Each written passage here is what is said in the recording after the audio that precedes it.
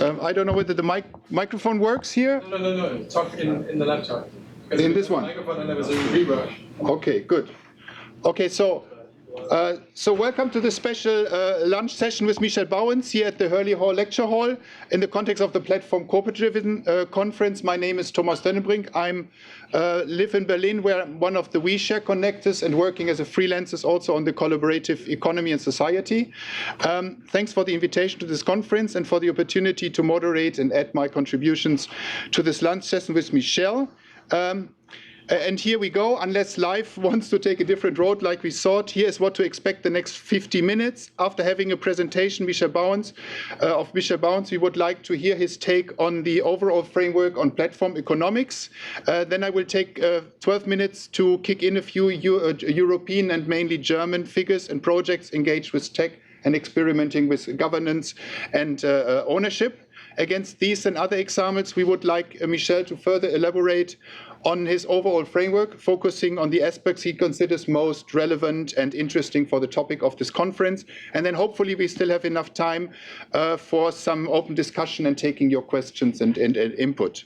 I guess many of you know him already. For more than 10 years, he is producing and disseminating so much content around commons-based peer production and beyond to keep everybody trying to read and devour it all busy 24/7. He seems to be constantly traveling and must have been attending conferences, events, meetings in the thousands.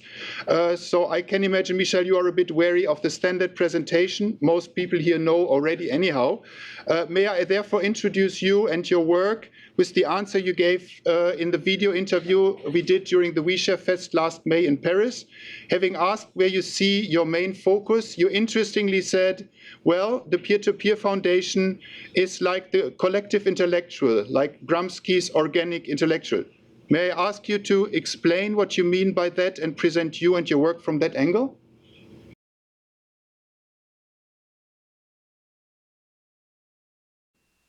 Okay, like meeting Michael at the Uncommons conference in Berlin on the 22nd of October, he presented there, actually for the first time, his 10 commandments of peer production and common economics. On your blog, Michel, you wrote that you consider them to be the synthesis of 10 years of research at the Peer-to-Peer Foundation on the emerging practices of new production communities and the ethical entrepreneurs coalition that create livelihood for shared resources.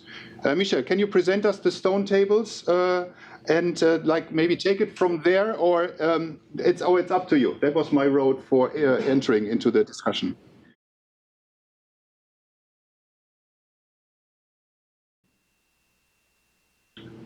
Okay, yeah. Thank you very much, Michel. I was also asked maybe to kick in a few examples of platform cooperativism from Europe or Germany. Of course, they don't really apply yet what Michel is asking or demanding for, but maybe just to give just my 2 cents in 3 parts in 12 minutes is like I give you some figures from Germany, from German cooperativism, a presentation of a dozen examples in just 2 or 3 sentences, and then maybe a presentation of another 4 examples, more detailed, resembling a 1-minute pitch. So like a quarter of the 80 million, that is 20 million Germans, are at least in one of 8,800 registered cooperatives employing around 800,000 people. To give 3 examples, for certain sectors, almost 100% of farmers are member of one or more than one of the 2,300 agriculture cooperatives, 90% of all bakers and butchers, and 65% of all self-employed tax advisors.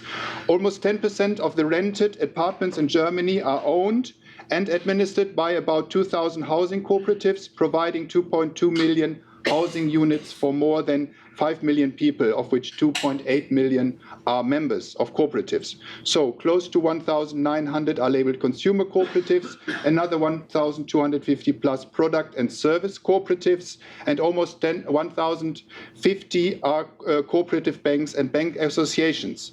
So in the previous year to 2006, the number of cooperatives, not their members, was decreasing. However, after 2006, the amount of cooperatives rose again due to a new cooperative law.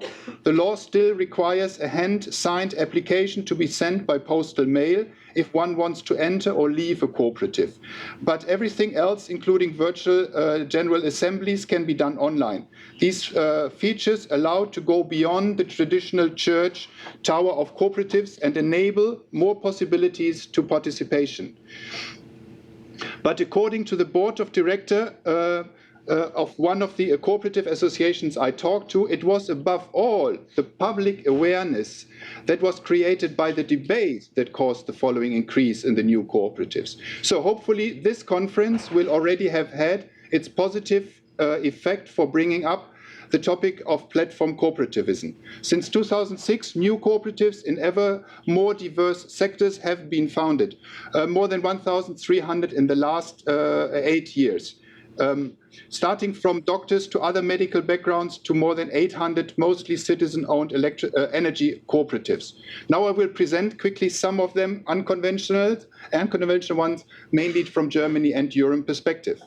So Vermondo is one great example from Berlin. You might have heard its founder, Felix Wert, yesterday evening presenting this cooperative approach to eBay, which is with its more than 2,000 co-op members. He's also offering a workshop this afternoon, so you might be interested. Gotio is another example from Spain. Gotio is the cooperative approach to crowdfunding platforms, special also due to its open source approach and high funding success of more than 70%. Ulule is another crowdfunding platform I wanted to present, as it is not a cooperative but a B corporation, the first European crowdfunding platform having done so, thus joining the almost 1,500 B corporations existing worldwide, like Patagonia or Etsy. ShareTribe, another example of a non-cooperative. ShareTribe is a not just for-profit organization from Helsinki. In their shareholder agreement, it says that the purpose of the company is to benefit the society instead of just bringing profits to shareholders. I wanted to name it here also as co-ops or cities can use its open source tool to create their own sharing economy platforms. The ShareTribe founder, Juho Makkonen, is also attending a conference, and he has a workshop also this afternoon, if you're interested. Banks have diverged from cooperativism. Currently, most core banks have members and non-member customers and are usually not too keen on member participation. Nevertheless, according to an interviewed expert, they are increasingly realizing they should develop towards it again. Therefore, I want to present here the Co-op Bank of Kitzingen, whose aim is to exclusively work with members again by 2017 and make providing best possible support for its members and not achieving the highest return on investment, its main target. Good Data from London is the world's first data cooperative which allows users to control data flow at the browser level. Users who apply for membership own 100% of shares of the Good Data, which claims that acting as the true owner of data makes companies treat one as a real customer, not merely as a user or as the product. Bioboden, which means biosoil, is a citizen cooperative from Germany. Shares buy land that get provided to bio farmers in order to protect the soil, diversify agriculture, enable small-scale farming livelihoods, and avoid land speculation. Vive Berlin is a Berlin-based cooperative of autonomous guides from many countries working on a common platform. No boss, working as equals, but supported by a structure that helps to organize and develop new projects. Landwege, which means land path, from North Germany is one example for a prosumer co-op. It combines consumer, producers, and Landwege employees and consists of 100 employees, 500 members, and 30 ecological member farms.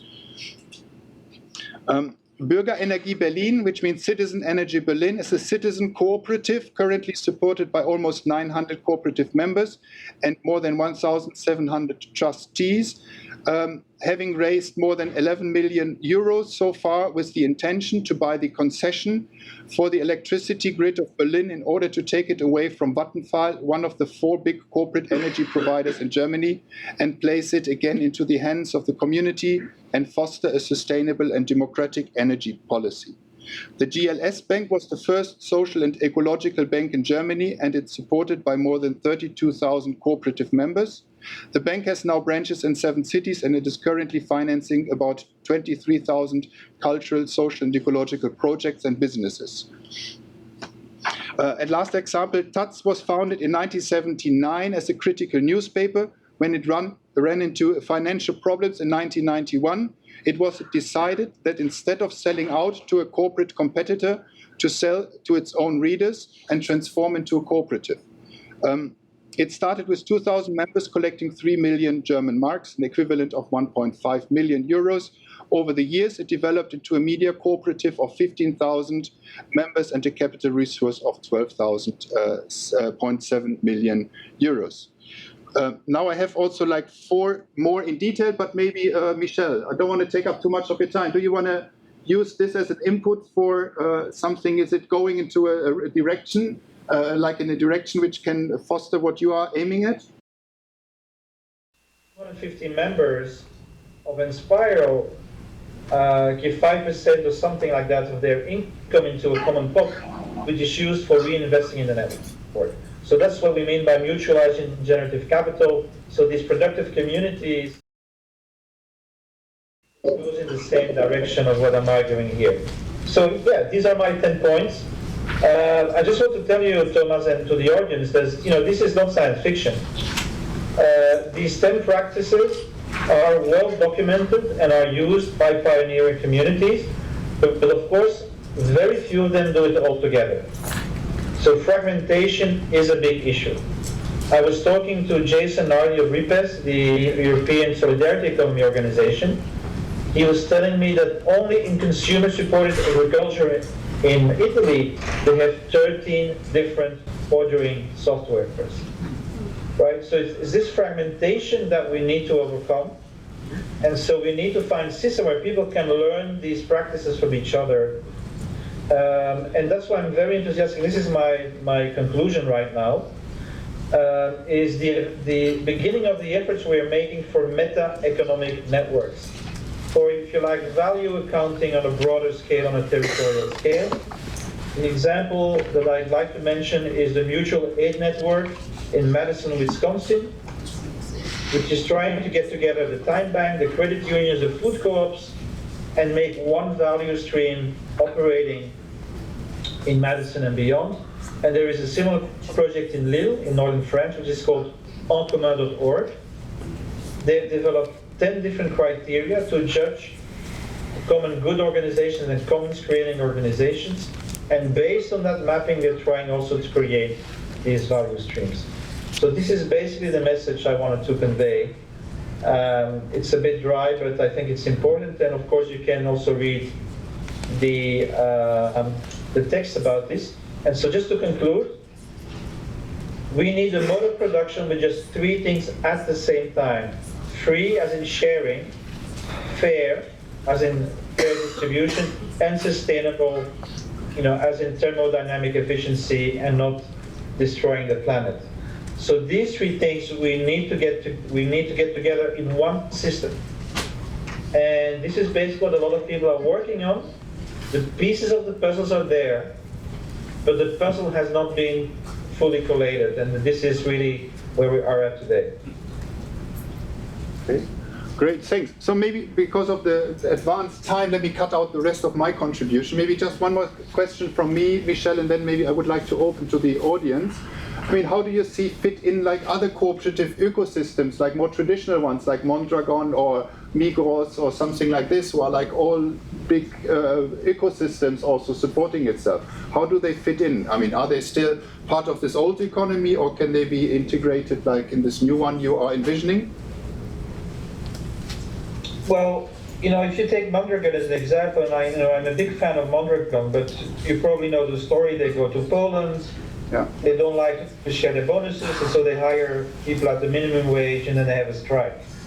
So it shows that even a co-op, can, once it starts competing in the capitalist market, start to have some behaviors which are not, ideal behavior. And so I think a big fight today is entering into dialogue between the commons forces and the cooperative forces.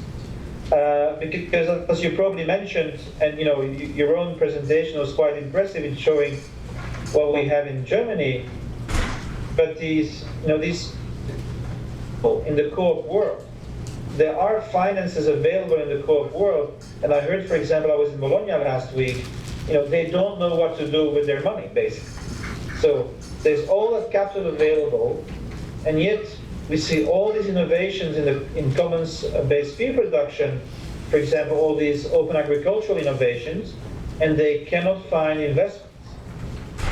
So I think this dialogue, this convergence between the existing practice of cooperativism and the new practice of commons feed production is actually what's going to make feed production sustainable. Because in one hand, you'll be a commoner, freely participating in creating a shared resource, but you will be making a living through your co-op.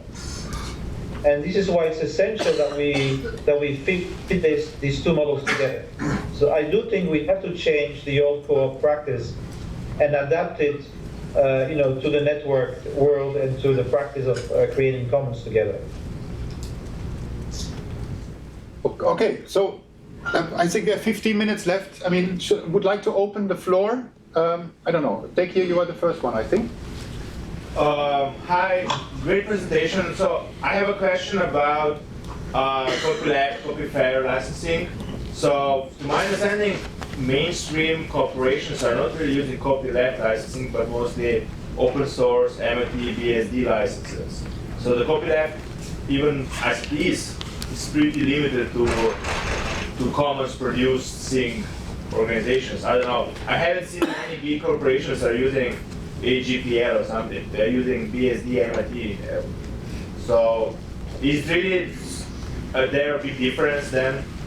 That's the question between those licenses.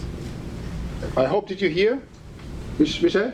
Yeah, I think so. I think so. So what I think I heard was that you think that major corporations are not using copyleft license, but actually they do. And if you look at the free software economy, and in the US, the economy of shared resources is 1/6 of GDP, according to the Fair Use Economy report. Then 90% of that economy is a capitalist economy. So IBM, Red Hat, they are using open licenses. Now, in free software, the entry is a brain, a body, and access to the network. Once you enter into physical production, you need buildings, you need machines, you need raw material.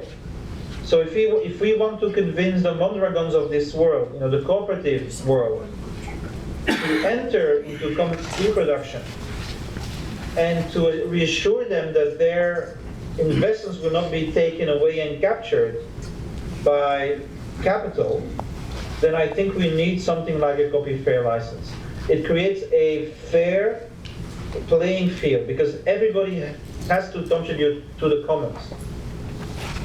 So it's not a non-commercial license, right? It says if you want to cooperate and create a business around our commons, the only requirement is to contribute either like the others by co-creating the resource or by paying a license fee. So that's the basic change that we propose. It's a protection of the solidarity economy against predatory capture of value, which is today really what's happening on a large scale. Okay. And it doesn't take away any of the freedoms to share. They are guaranteed. Okay. Anyone next over there? Thank you. So I have a couple of comments and a question. First, just like with Elinor Ostrom's principles of institutional design, I really appreciate all of these. And also, I wish that we had a plain language version that was accessible to people who are not steeped in some of the technical words here. And that's just a comment. Like I think that's an ongoing need. And my other comment is, I understand the original 10 Commandments. To understand the metaphor here, those were things that you should not do, right? There were rules, and what we have here are normative principles, which I think are really useful. But this isn't just a pedantic point. When I'm struggling with other people to imagine how some of these systems can actually work, I think there's a general latent sense of the norms, the principled norms, and yet we get stuck on figuring out how the rules should work. So I think the Commons left license, I think, is a good example of something with a rule embedded in it, do you have examples of other effective rules, presumably that have emerged from systems with effective principles? Michel? Oh, Michel? Yes. Oh, okay. Yeah, I heard the comments, but I'm not sure about any question. Like So, some examples. The language, say that again? Some examples. Some examples where it works. I mean, we are talking about like finding a common language, which I find very interesting. You know that I'm very interested in the convergence of ideas and finding a language to name it and a narrative. But All right. So first, a word about language. Every word I'm using is a word that is used by these productive communities. I didn't invent any of these words. So I'm just putting together the observation, not just of the practices of these communities, but of their language. And of course, when you get it over you in one condensed format like that, it's really overwhelming. Now, this is an appeal for help, basically, that I'm making. I'm spending a lot of time documenting these practices, but they need another layer, a synthetic layer of easy communication and explanation. And we have Shareable, which is doing a pretty good job, but we really need today, we need the media for the commons and for peer-to-peer, and these media don't exist yet. So, if we want to make it more understandable, if we want to communicate differently, we need to put energy in this, and I don't have that extra energy, to do that as well. So that's my first answer. The second answer about examples, I have 20,000 examples in my wiki, so we have to choose here. But the ones where you find most of these practices are what I call, the new guilds, or the neo-tribes, or the new post-corporate forms. So these are communities which combine the productive community and an entrepreneurial coalition already around it. So, for example, I'll give you some names. Spiral. And Spiral has an open source, Lumio, has co-budgeting, has transparency, so practices a number of these things. Sensorica, practice open value accounting. You will find a lot of things in Las Indias, which is an entrepreneurial coalition that works as a kibbutz, basically, as a collective, the Catalan Integral Cooperative. In England, you have the Ethos Foundation, which has a huge, revenue base, and has shared equity models. So, it's not the old cooperative world that is doing it. It's not the capitalist world that is doing it. It's these new forms, these forms that are being born today. And they're neither communities and they're not companies. There's something, they're business ecosystems. And Zinnias has a good word for that, which is called files. And there is an interesting book that came out. I'll briefly mention it. It's a French book, but it has an English title, Pour-to-Pour, Peer-to-Peer.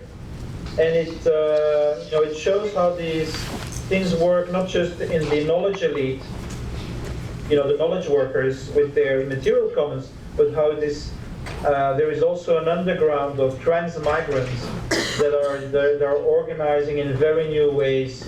That is also very interesting to follow. Maybe, Michel, how about like Faircoin or Fair Co-op? Maybe you want to mention that, or doesn't? Yes. So the idea of Fair Co-op and the Fair Coin is to create a global coalition of co-ops that would have their own monetary system, right?